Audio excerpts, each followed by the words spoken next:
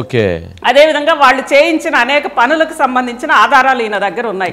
ఆ ఆధారాలన్నీ కూడా ఏసీబీని ఉపయోగించి, ఇది చాలా సార్లు జనరల్ గా జరుగుతుంటది వంశీ గారు. ఇప్పుడు ఎవరైనా ఉన్నత స్థాయి అధికారులు కానీ ఉన్నత స్థానంలో ఉన్న వ్యక్తులు తాము ఎవరినన్నా ఏదన్నా పనులో లేదా వాళ్ళ దగ్గర తమకు సంబంధించిన ఏదన్నా డేటా ఉంటే, ఇది నేను అంటే గతంలో కూడా 2-3 సార్లు కొన్ని చోట్ల విన్నాను, వాళ్ళకి సంబంధించిన డేటా కానీ లేదా ఏమైనా కనీసం వాళ్ళకి సంబంధించిన చెక్కులు ఏమున్నా సరే ఏసీబీని పంపించి అవి మొత్తం తీసుకొని వచ్చేస్తారు వంశీ గారు. కాదాజిత్ గారు, ఇప్పుడు ఆ ఫోన్లు తీసుకెళ్లారు ఏసీబీ అధికారులు అని చెప్పి ఇంటికి వచ్చి, మరి నిన్నటి వరకు వాళ్ళతో ట్రావెల్ చేసినటువంటి వ్యక్తి శ్రీకాంత్, మరి ఆ ఫోన్లు తీసుకెళ్ళినప్పుడు ఆ ఫోన్లోని ఏసీబీ వాళ్ళు కోర్టుకు సబ్మిట్ చేయాలి, కోర్టుకు సబ్మిట్ చేయలేదు అంటున్నారు. అట్లాగే ఏసీబీ దగ్గర ఆ ఫోన్లు లేవు అంటున్నారు. మరి ఆ ఫోనుల్లో ఎటువంటి అంశాలు ఉన్నాయి, ఏమైనా వీడియోలు ఉన్నాయా, లేక ఆ ఫోనుల్లో ఏమైనా వాళ్ళకి సంబంధించి ఎవరైతే ముఖ్యులకు సంబంధించినటువంటి డేటా ఇంకేమైనా ఉందా, లేక ముఖ్యులకు సంబంధించినటువంటి వాళ్ళు పెట్టినటువంటి మెసేజ్లు లేదా ఆడియో రికార్డ్స్ ఏమైనా ఉన్నాయా, మరి వాటన్నిటినీ తీసుకెళ్ళి ఆ ఫోన్లు ఎవరి దగ్గరికి చేర్చారు? 1 దగ్గరికి చేర్చారా, 2 దగ్గరికి చేర్చారా, 3 దగ్గరికి చేర్చారా, లేదా ఎవరి దగ్గరికి చేర్చారా ఆ ఫోన్లు? ఆ ఫోనుల్లో అంతా ఏసీబీ అధికారులు వచ్చి తీసుకెళ్ళి వాటిని కోర్టులో సబ్మిట్ చేయకుండా దాచి ఉంచినటువంటి ఫోన్లనంటే దాంట్లో అత్యంత భయంకరమైనటువంటి, సమాజానికి తెలియకూడనటువంటి, అత్యంత నీచమైనటువంటివి ఏవో దాంట్లో ఉండాలి, అంతే కదా. మరి ఇప్పుడు అదే కదా మనం చెప్తున్నటువంటిది, నిన్న చెప్పినటువంటిది కూడా అదే కదా.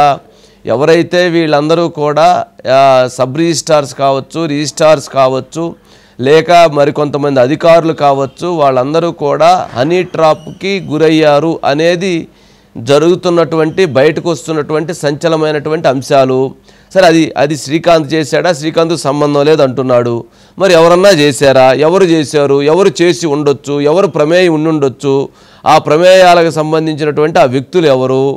గోవాలో పర్టిక్యులర్గా ఒక ఆంధ్రప్రదేశ్కి చెందినటువంటి ఒక క్యాబినెట్, పాత క్యాబినెట్లో ఒక మంత్రికి చెందినటువంటి ఒక రిసార్ట్, అంటే వాళ్ళకి బాగా సన్నిహితమైందా లేదా వాళ్ళ వ్యాపార భాగస్వామ్యంతో కూడుకుందా, ఆ రిసార్ట్ వేదికగా ఇవన్నీ జరిగాయి అని చెప్తున్నారు.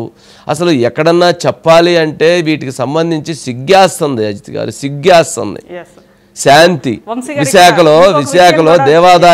విశాఖలో దేవాదాయ అసిస్టెంట్ కమిషనర్గా ఉన్న శాంతి చేత అక్కడ ఉన్నటువంటి భూములు లాగించుకోవటం, భూములు రిజిస్ట్రేషన్ చేయించుకోవటం, బెదిరించటం, భయభ్రాంతులకు గురి చేయటం, అక్కడ విశాఖలో ఆ రకమైనటువంటి ల్యాండ్స్ని అన్యాక్రాంతం చేయటం అక్కడ జరిగినటువంటి ప్రక్రియ.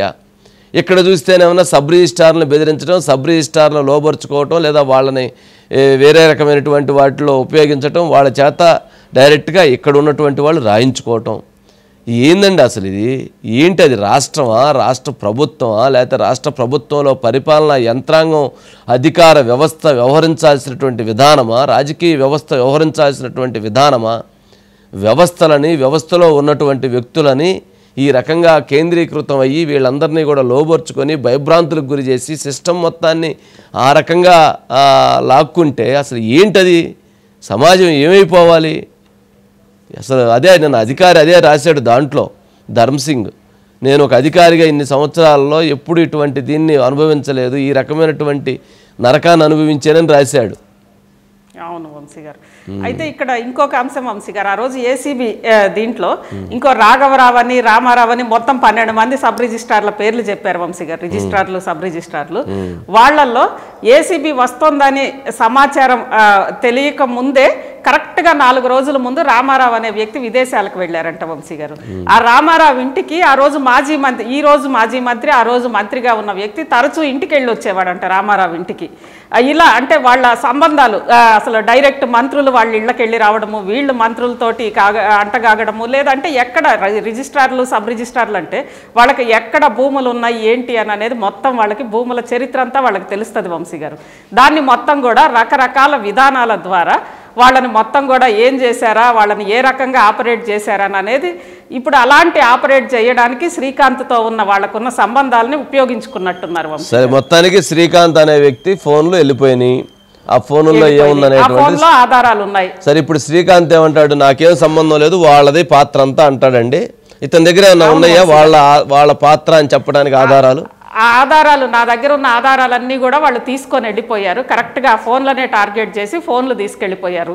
ఆ ఫోన్లో వాళ్ళకి సంబంధించిన కాల్ డేటాలు, వాళ్ళు నాకు పంపిన మెసేజ్లు, నేను వాళ్ళకి పంపిన మెసేజ్లు, వాళ్ళు సంబంధించి ఎలా ఏం చేశామా అనేది మొత్తం కూడా ఆ ఫోనుల్లో ఉన్నాయి. ఆ ఆధారాలన్నీ కూడా ఏసీబీని పంపించి తీసుకెళ్ళిపోయారు. నిజంగా ఏసీబీ రైడ్స్ అయితే ఆ రోజు రైడ్ జరిగినప్పుడు ఒక 12 మంది సబ్ రిజిస్ట్రార్లు ఉన్నారు. వాళ్ళందరూ కూడా యథాతథంగా అక్కడే ఉన్నారు. అదేవిధంగా ఇంకా మంచి పోస్టింగ్స్ కూడా కొంతమందికి వచ్చినాయి. ఇప్పుడు కూడా అలానే ఉన్నాయి. అంటే ఇక ఆయన చెప్పడం అయితే ఇప్పుడు కూడా డీజీగా ఉన్న రాజేంద్రనాథ్ రెడ్డి గారు ఆయన పోలీసులను ఉపయోగించుకొని ఇంకా కూడా దానికి సంబంధించి నడుస్తూ ఉంది. ఎక్కడా కూడా అంత సేఫ్ జోన్లో వెళ్ళడానికి వంశీ గారు ఎవరు కూడా ముందుకొచ్చి చెప్పడానికి, ఎవరన్నా అధికారులు కానీ మమ్మల్ని బెదిరించారో లేదంటే మాతోటి బలవంతంగా ఇలా చేయించారని చెప్పడానికి ఆ అధికారులను ఎలా ఆపరేట్ చేశారో దానికి సంబంధించిన డేటా అంతా వాళ్ళ దగ్గర ఉంది. కాబట్టి ఎవరు కూడా ముందుకు రాలేరు. మొత్తం కూడా ప్రభుత్వ యంత్రాంగాన్ని మొత్తం కూడా గుప్పిట్లో పట్టుకునే ఒక మంత్రాలు లేదా యంత్రాలు ఇవన్నీ కూడా చేతిలో పెట్టుకొని ఉంది గత సర్కారుకు సంబంధించిన పెద్దలు అని అనేది ఈరోజు శ్రీకాంత్ చెప్తున్నారు వంశీ గారు. దాంట్లో భాగంగా నేను ఉపయోగపడ్డాను, ఈరోజు నన్ను బలిపశువుని చేశారు, వాళ్ళంతా సేఫ్. ఇప్పుడు చివరికి తను రీతు గురించి ఏమంటాడండి? ఇప్పుడు నిన్నటి వరకు రీతు భార్య అని ఇతను చెబుతాడు, ఆమె ఏమన్నా నాకు ఆయనకి సంబంధం లేదు అనేది ఏందో, ఆ ట్రయాంగిల్ ఏందో, ఆ విధానం ఏందో అదేందో అర్థం కాలేదు నాకు.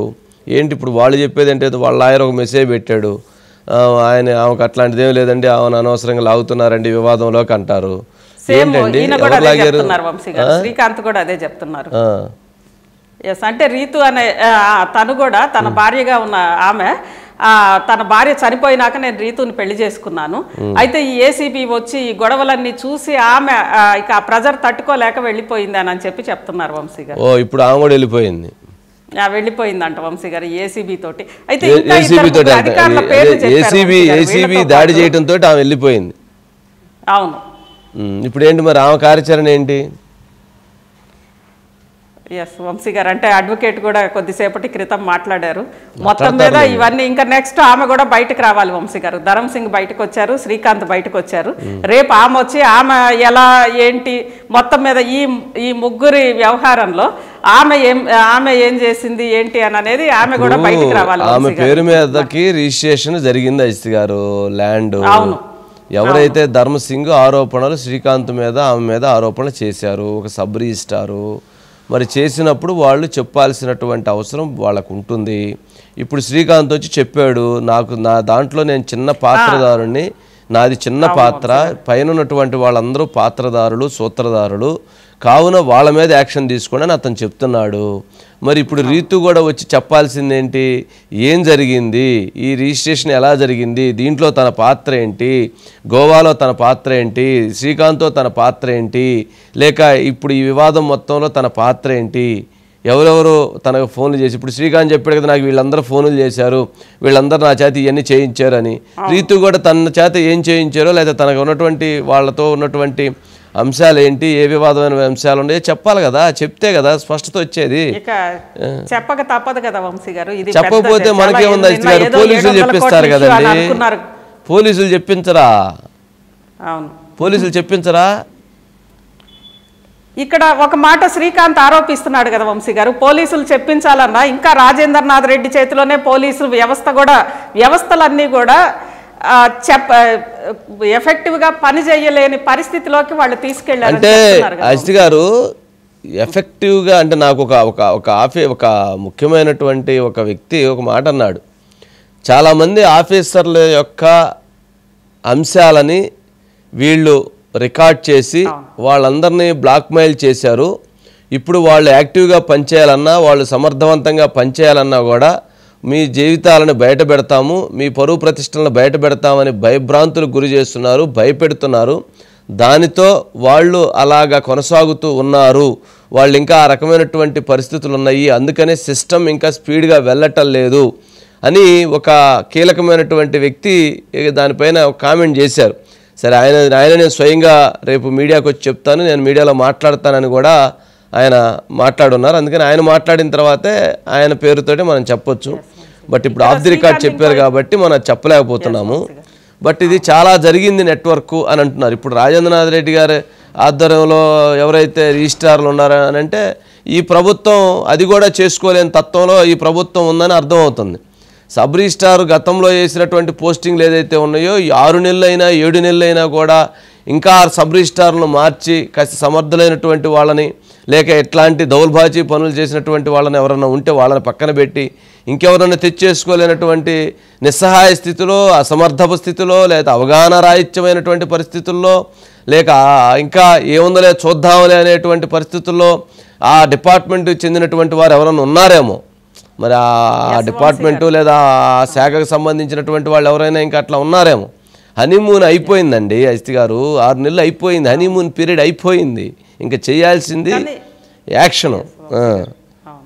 వంశీ గారు ఇంకొక మాట కూడా తను చెప్తున్నాడు. ఆ రోజు ఏసీబీ రైట్స్ సందర్భంగా మొత్తం 12 మంది రిజిస్ట్రార్లకు సంబంధించి నివేదిక, ఏసీబీ నివేదిక ఇచ్చినప్పుడు వాళ్ళందరూ కూడా ఇందులో ఇన్వాల్వ్ అయ్యి ఉన్నారు ఈ భూములు వీటిల్లో అన్నప్పుడు ఒక ధవన్ సింగ్ సంబంధించే సరే సస్పెండ్ చేశారు.